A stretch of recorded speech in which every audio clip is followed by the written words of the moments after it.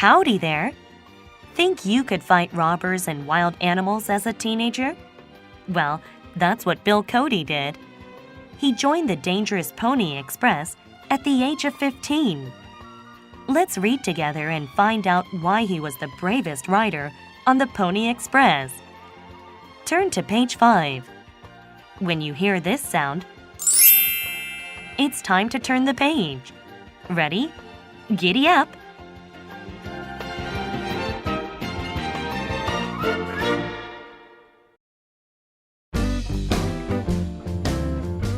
Chapter 1. Riders Wanted.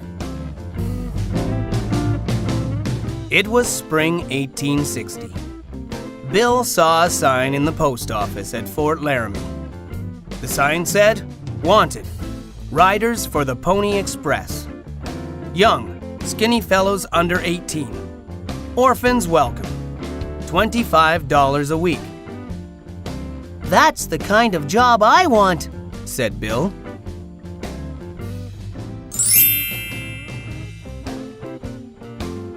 Bill went in to see Mr. Majors. Bill stood tall and said, "I want to join the Pony Express." Mr. Majors laughed. "A big wind could blow you away," he said. "You are too young." "Gee whiz," said Bill. "I'm 16. "Don't try to fool me," said Mr. Majors. "If you are 16, then I'm a lizard."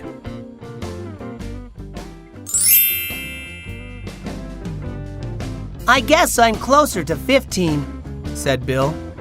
"Can you ride? Follow trails? Swim? Shoot?" asked Mr. Majors. "Yes, sir," said Bill. "I roped cattle when I was 9, and I can ride like the wind." "It will be no picnic," said Mr. Majors. "You must ride 70 or more miles each day. There may be trouble, too." "I'm not afraid," Bill said. "I like your spunk, son," said Mr. Majors. "But you must promise not to lie, not to swear, and not to fight. And you must deliver the mail on time, no matter what." "I promise," said Bill.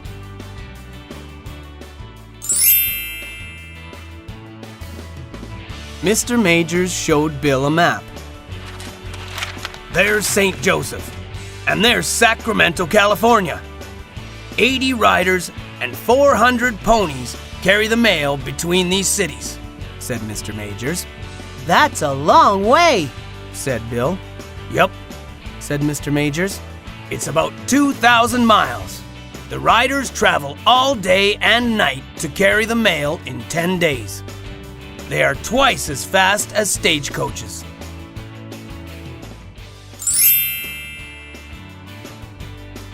Mr. Majors marked Red Buttes. "That is your home station," he said. "Your job is to take the mail from Red Buttes to 3 crossings." "More than 75 miles on one pony?" asked Bill. "Of course not," said Mr. Majors. "Along the way, there are stations with food, shelter, and fresh ponies. After 2 days' rest, you ride back with more letters."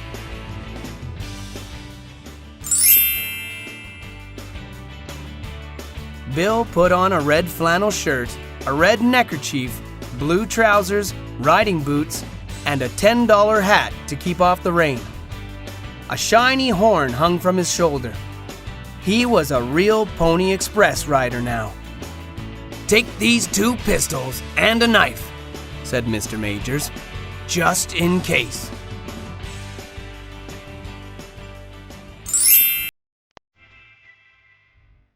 Chapter 2. The Chase.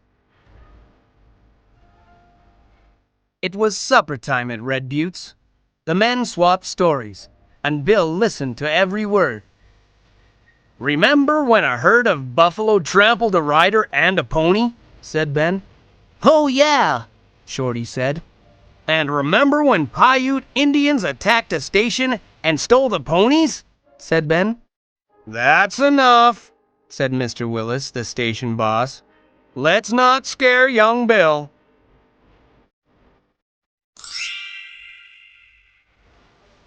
At midnight, Bill got ready for his ride. His pony, Blue Tail, was ready too. Suddenly, a horn sounded. Tattoo! Tattoo! Here comes the Pony Express! Cried Ben.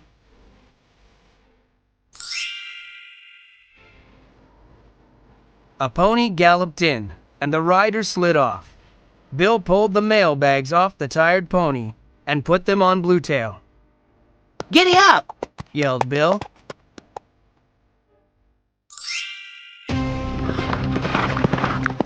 Blue Tail ran like the wind. All of a sudden, Bill heard hoofbeats behind him. The Paiute Indians. Bill knew they wanted his pony. Faster! Faster! He yelled. Bang! Bang! Bullets whizzed past Bill's head. Giddy up! He shouted. Blue Tail ran as fast as he could, and slowly the Indians fell back.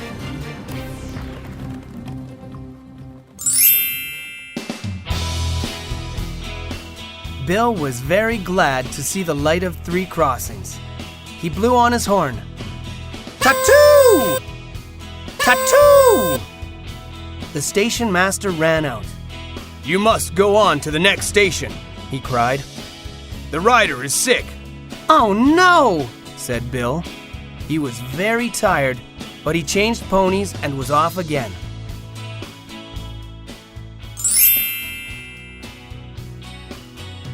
Many hours later, Bill returned home to Red Buttes.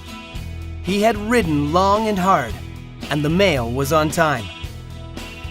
Everyone wanted to hear his story, but Bill was so worn out, he fell asleep at the table.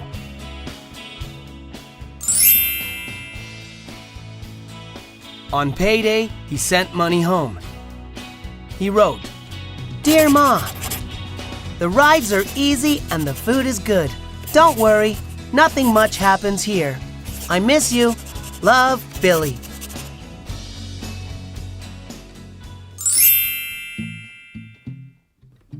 Chapter 3. Wolves. One night, Bill was riding back to Red Buttes. A storm brewed, lightning crackled, and thunder rumbled. Bill sang to calm his pony. Just then, rain began to pour. Bill was soaked, and the trail was slippery. The pony had to slow down.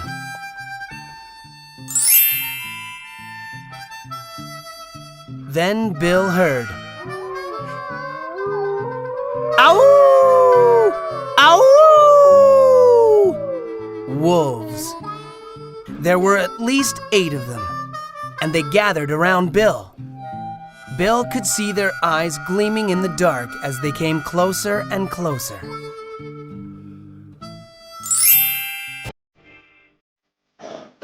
They bit the pony's legs and neck. The pony reared up on its hind legs. I must not fall off, Bill said to himself. They would get me for sure, and then they would get my pony too. Bill fired his gun at the wolves. They backed away.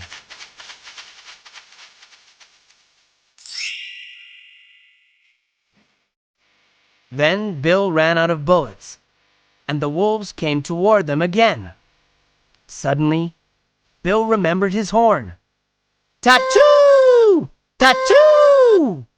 He blew louder and louder. The wolves were so surprised they ran away.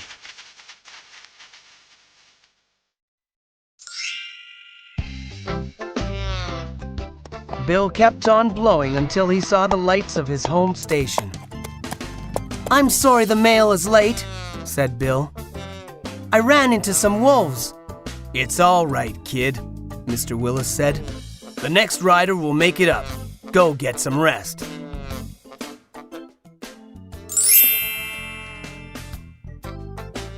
The next day, Bill wrote to his mother. Dear Ma, we had a bit of rain last night. I was glad to have the $10 hat. It kept my head warm and dry. Love, Billy.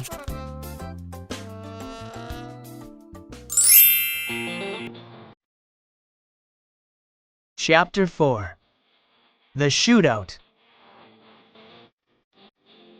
Bill was one of the best riders on the Pony Express. Everyone along the trail knew him, even Chief Rain-in-the-Face. Bill had gone to school in Fort Laramie with the chief's sons. They had taught him sign language and the ways of the Sioux.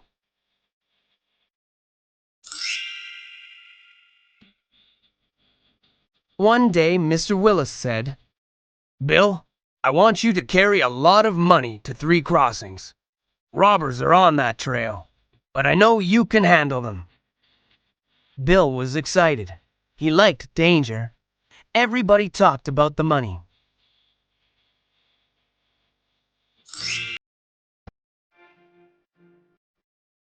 Terrible Todd heard about it too. "I will get that money," he said to his gang of outlaws.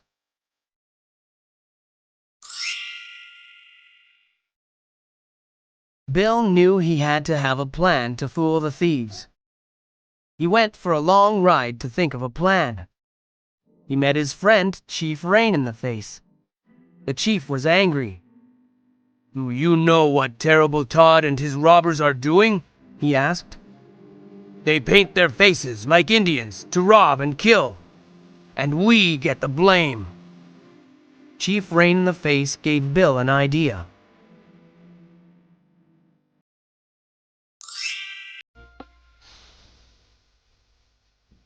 The next morning, Bill got ready.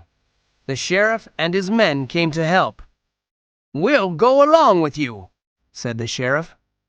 "7 guns are better than 1. That is not enough," Bill said. "Terrible Todd has 20 in his gang, but I have a plan." Bill took off his Pony Express outfit and stuffed it with straw. "What are you doing?" asked the sheriff. "You will see," said Bill.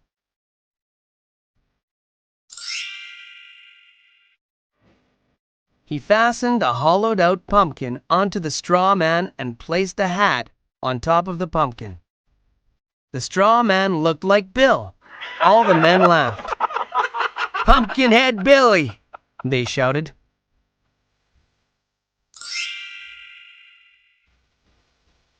They watched Bill put newspapers into 4 mail bags. Then he slapped Bluetail and yelled, "Giddy up!" Bluetail was off to Three Crossings. Bill and the sheriff and his men followed the pony.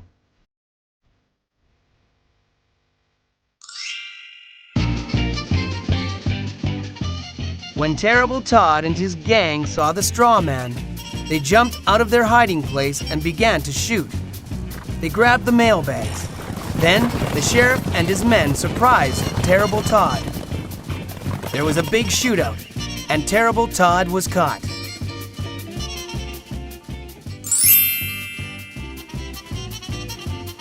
Bill was safe. He rode on to Three Crossings with the money. When he returned to Red Buttes, there was a big party for him. "Hurrah for Bill Cody!" shouted Mr. Willis. "I'm proud of you, kid," said Ben.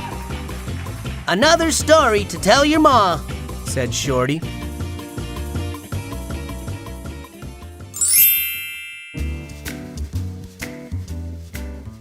But Bill wrote, "Dear Ma, sometimes it isn't so quiet on the trail. I'll be home soon. Love, Bill."